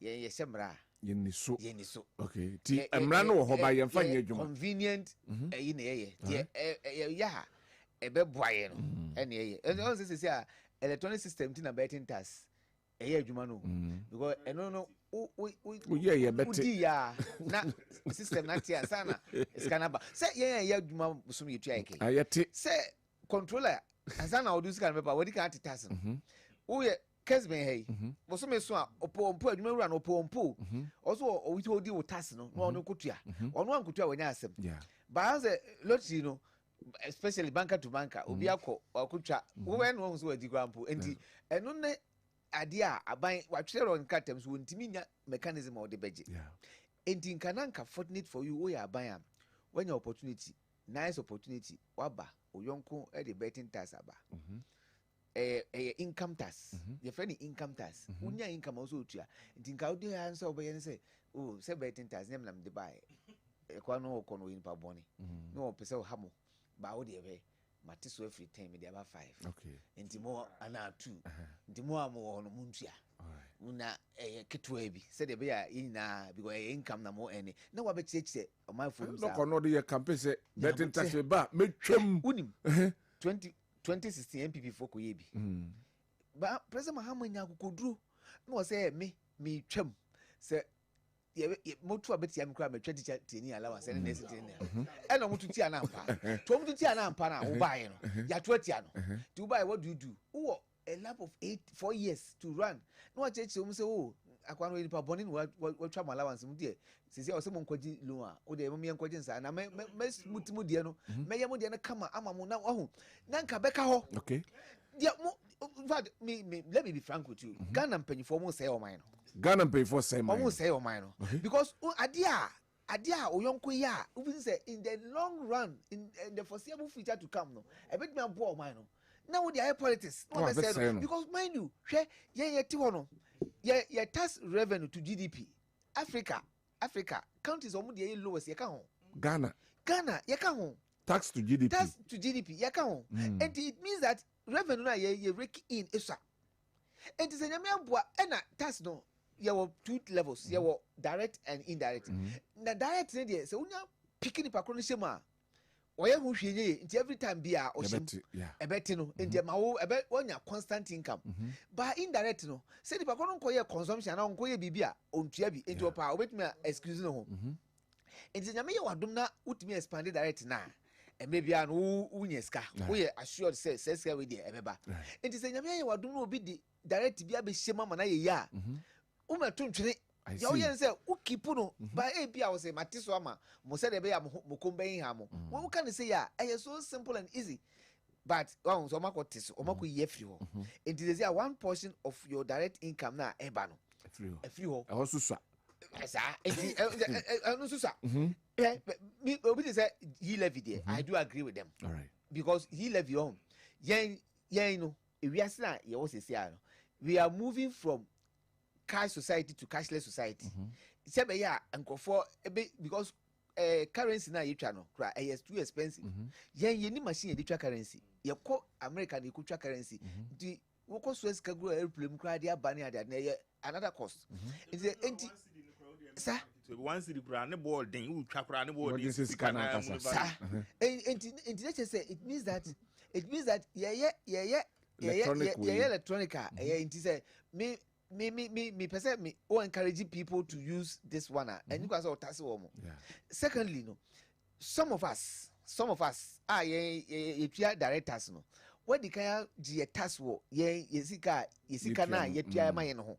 Mesa ko transaction was antiska. Enti obi say ye levy there. I agree say na say ye free ho. But can't me and because Abanso here taxes to run the country. But so we here tax to run the country.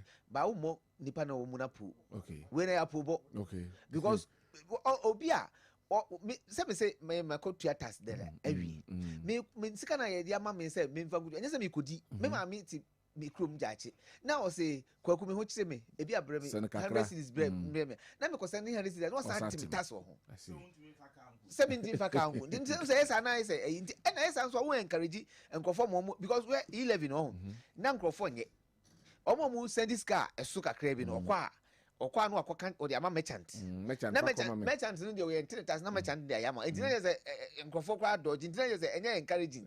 I dare wo ye no, Tassino, also we in such a way that Nippon tria, oh, me, had to be brave. Etina betting tas not a handcrophone because not 10% that's too much. Because will be could di 1,000 cities. Now I 100, now can 900. Now where need ya? And who's a Kabiko should have done some incentive packaging. To say the VAT no, who's a VAT input output analysis. And there be it me tell say who try to this level. Now say uni bidia. You make mama tax back. Okay. Nanka I encourage him for say okay. Na say me trakra wa Miss Minyaska. E back. E then say me dini a team dia. E okay. Na kwa say me de me twana mania. Me boka. Ba me didi a was my so and say SC. Aha. Enti na say nka aban try no hwe ehun bibi. Na ma memra ne say. Teacher training allowance and nursing training allowance on me say aban. On hwe no wontwem. Ontwem. Aye. Well look, the first year ni. Mia omani. Say oman said this oman ant me entwem because my budget I catch asan allocate ska dia komo e dia ko omun hwe na next year omun kan che omon say ye student loan trust omon ko university ni nyina public university ni nyina in fact including private university omun nyina ye Ghana for omun nyina e ko student loan trust na mo ko di loan no bi enti wo ye teacher trainee or nursing trainee also who tertiary level those who call na kwajibi and unim the sign my bufu no and then no universities ni na training nurses universities ni na training teachers in fact uba ye school Amsterdam ye main say ye training skilled teachers abo ba be kire uko KNUS omo Legon UCC ye training say education university Uniba ye find the University of Education enti just say universities ni nya wo enti say adana aban who discriminate say me ko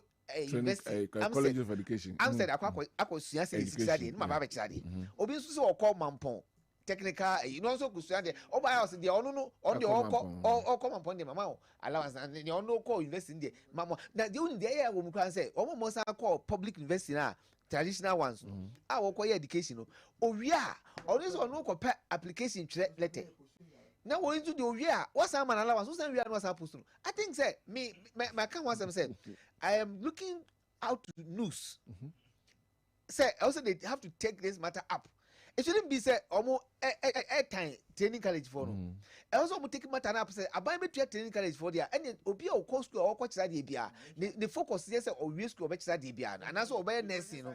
I was yes I also abai wutua sa microphone na and also won't mean now say wutwam. Obi see agreeably these colleges of education was specifically say infant teacher for those were the incentives that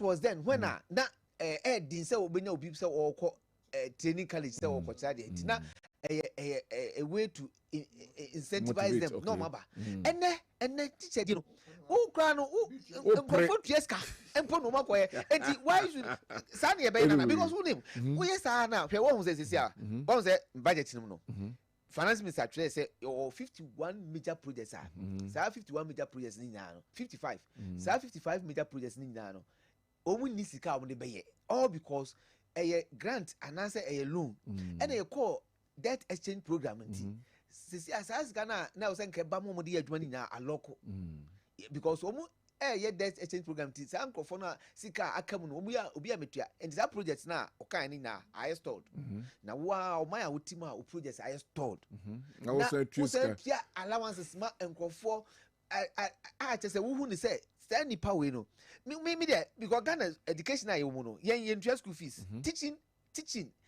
obi a public school bia no how to fees all right obi a public school bia won to fees omo ko invest no cry say academic facility user fee eno mutua enye tuition fee yen tuition fee enti obi ko school yen tuition fee you are someone is cancer piece there economy no so enye right for that say economy it say be say Japan for uni omo de kapa and so omo de 6.5% of the total revenue and it debt now obia or this 6.5% it debt ewo ne mamu ani wo say I would 72 and it debt one akusi America for at the 5.8 and it kraka ni nyina and you can also che o wiase obia debt almost ka sopa enso na Trump kra say won kra that debt no kra o person yi free o entina odi nsebunu sa no oh enti you can see clearly say omo pa omo de 5.8% netua debt omo kra 18 yema so now wo de 70% netua debt wo say me san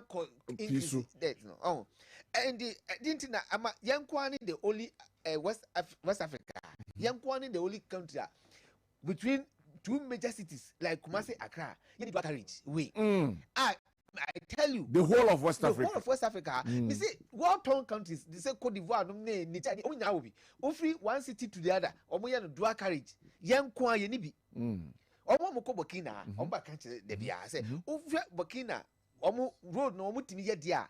Omo enye enoso de ba de omo ye no. The compare ye de na. Na ye say enti da ben na ye de ye betimi ahwehwe ye hu ye a ye betima hye sika ye betiti ye na Gabriel ka asema afam appointees ho ye ka ni nyina no budget no enya asem bia o ye kopeska kwan ba nyi fa so ebedi no kwan na ye fa so edi no na ye problem no ke odi kwan na ye fa so edi sika na ye problem no sika na de ye betimi enya bi sika na de hwe no oman a ye wo wi koko a ye to koko na ye ton no ye koko na ye ton no e wo premium price echen obi ade owiase yen ye koko premium price yen obi ade owi koko ekuafo a ye koto koko no free omo no sky ye to free omo enya no ne de ma omo enti ye say ye wo in between the two ye wo sika wo ma yenya me tell baby Ghana revenue free nti ye ton koko a yenya mfaso in fact FOB price na ye tuama koko for no enu even 70% kwa enti ye say ye koto koko se fa say to koko 10,000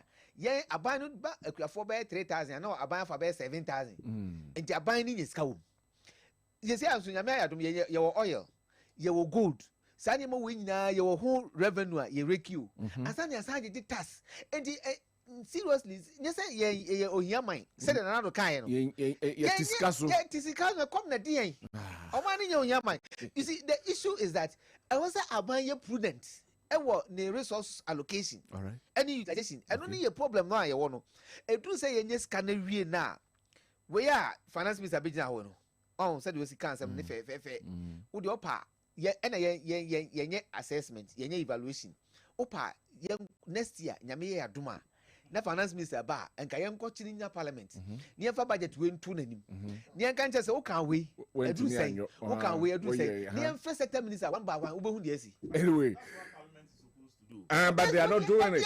They are not doing it. And yet, my move because you need to me. Anyway, my share a cool because of want of time. We have more 8 minutes. Doc, my show. Yeah, my 30 seconds and can't say me so. You see, and yet another day can say yet I'm in Krumabres. No say Africa is rich, but Africans are poor and hungry. Okay.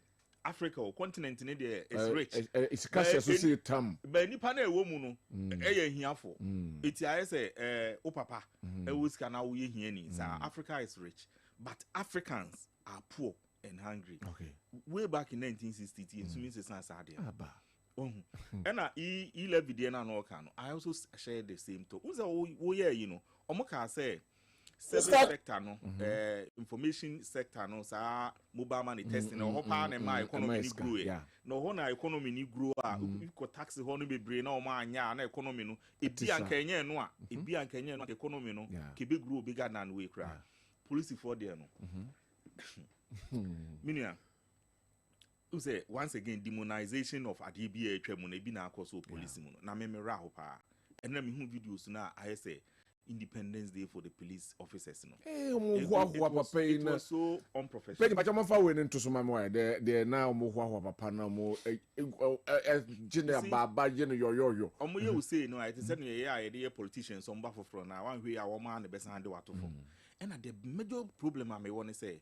We say pe uni madi awai. Denya nipa baako ana mi ni bi o mo so pedam pare asem. Omo ti wodi no mo hwem. Busi na ye me nhwe ba bebem. Now we create division right from day one. No, omo epe wasem, any omo empe wasem. Na me no say police service no. Who say in some bebre na ekoso na say I think in here reform pa big reform because me ye lecturer. So ko university a enye say me ba ha che na ye promote o mati promotions one sem police mu ni ade bebre. You see say you find say wo na narcotic unit. Now what one you see a Friday be unim red. Area police station in one unim ready or more no more honina open promotion. What have you been doing? Okay. You understand? Oh, you find say area one. Oh, yes, CID. Akronfons area honina obian say akronfo or unchi will be just because promotion eba say be 3 years and now 4 years into a dra automatically also a promotion. I think that unim say policing or elsewhere. Omo promote based on uchi nipa uchi omo ba adwuma na wo ye no eno kra to me ekate wo minim mi read omo ayi ni yenti me careful discussing this but eno kra to me say bi anka say 3 years na so ansa na promote wa omo hwe area na wo no nipa bi a wache omo ayi bi adwuma bi akoye no mum to me teso no mo dey promote too fast because sa de na e wo government enwuma bebre mo omo nye performance appraisal no an say every 4 years be or say ne come promotion. Yeah, come promotion. Mas adwuma mu amwe. Mu say mo adwuma mu ye. Wo aketu a obegye it depends on nipa dodo eti. Obi a enkofo tie ni pii no obehu say they will be forced to pay him high. So what I say. Enti ye police service no. Wo police station a baby esi no. akromfon kwa na atwa wa ahia and the person wants promotion me dwene ho amenti ase no oye CID so wo hu ne amepa kire no say wo te ho pass say wunim ready na bia wo police station regional police station minka say police for nya do mo boy pa but they should watch certain things. All right. Asia here from PZ one. PZ. Any police station this stand in here saying. Emu akora. Enye unim red ni akromfo nyina enye ho no mugu. Me pa unim mamenka say you see Dampare had his own matese or his social media nyoma time na enim. Someone told me a story about him some time ago. Enye nyoma nyina na eba social media. Na on number bi wo East League ho baby wo hu kwan eno police fo bi gina ho no gina iso obisa wo. O gina ho no obisa wo sa na Dampare yusu onu am yasema me kebi a onu kro nim say the person was my friend. O say na o yusu onu an ka na o de ne nam anwumre no checks. And who say well ni police for gina ho odi na chi akọ baby okọ no do ono opie no hu say say Dampare no bi say say police for no na de omo ne nkomo be no mu di no mu gi bibia firi no so no mo kire ne kwan o so okay and to no di na chi baby san we na social media. I think the man started well. My problem with him was how he managed the elections. The election security didn't go well. And I think say if free bra nkofo bi de ne insense bi call parliament no the confidence in nyoma bi so kakra. And then there's one aspect say you free police ni bi ontumi nkasa agi say free akra. Wo hwe he was trying to solve a problem na solve na there was a time bi obi hu an say police for assemblea district we can we and not try so also we say district police officer can we na police station also mo can we na region can we so if you put everything together he wasn't just a celebrity send yankofo a chire no na nyoma ba bianko but the American said the course we no say jubilation police officer na tutu sika na ade no we are turning the police force no to something like it's a politics for no nyoma na ni bia that's not fair. Doc ma me brief answer my best say me time na so ono ne de and na wo ho no ti we ne omobo the police headquarters na and the amanfo pagya nensa and then into way Dampare how will he feel anyway? Kakra meet me I can say new IGP on your careful. Okay. Well, one say when you come, now say nipanin na bojo so sana. One way I won't even found and see from what is because that's a uko yeah is in your cranny Dubai crane edges and the way. Oh, and maybe dear. Oma Dampare and any lesson to him. Now on making sure say in his first attempt to work out no Oma police for Ntie say Obama Omuina he is coming to work and he will be fair, firm, objective for every person or police him. That's all. Say the beya utia ubia na so ubia be say oba say also be fair and firm. That's all. All right. I said so okay say a chance for meeting na omo say the almost say review SHS. Omo meeting any pe ko bi so pia be gina money so press conference ya dia ya MPP for dia and the do be na dey ba GS obi AD2 no headmaster no be a deputy director no e bia mo the politics e wura enti tani man me say education security health say the politics e ho me den e be kire me enu ade na kwaso mani anye me de omu nya say o say da me ka kire say nya me ya adom ne ma me post ye to ba ne ye hwe ya me loki ayina na what the key na come but there are certain positions and it say yes sir and I make say they say yeah man I sir now we na me bra panyi wo MPP wo abeg and I'm going to say yeah to ba na oh that be atamas buy one pound na me hwe atamas agree different from any agree and me go come on boys na dey but there is it's rather unfortunate one was obi a won the pros and cons me da bia me ka ba me committee obi se ga bi onye obi se ga bi wo ye pa the why you ni pa dey I can bet once one go pension e be some more time na na hwe dey say when Ghana man we dey ya we dey go si aga anyway we me so me young people also hwe me my classmates even Zigilala 160G we going to boss akunti me share no 160 na just say you o was ba onko was David and it didn't 160G oh no but car okay that's it me ma have one do aga mashallah mo me chance be kwan dey any area dey omunyina awana da bi omede ya kwa yira ni ekọ ayeko if you ekọ doctor who do kwantunguni ba ana mfra ko ben eno ani Oh, the BS who front to me. Okay, we are